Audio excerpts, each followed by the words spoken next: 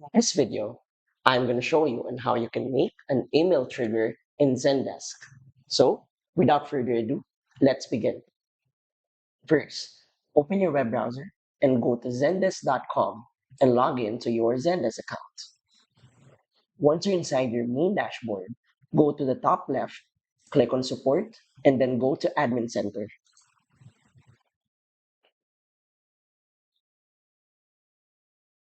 After that, you're going to go to Objects and Rules, and then scroll down and under Business Rules, go to Triggers. Now, this is where we can create a trigger. So our trigger that we would create is an email responding for any ticket created. So let's make one. For a trigger name, let's say it's an auto email. Our description would be email every time a ticket is created. Let's choose our email as a category, but you can choose any, depends on you. For our conditions, let's make it whenever a ticket is created, or let's say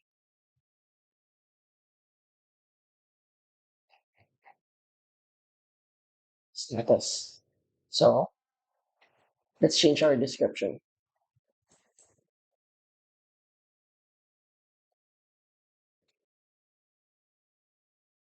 there. So our focus is whenever a ticket is approved, we should get an automatic email. Now, what would be the action? Our action would be notify the user email with the requester. Then put in an email subject of the subject that you want the requester to receive, and of course, the email body. After that, simply click on Create Trigger, and now you have a new trigger under email right here that would be received by any of the customers once their ticket status is approved.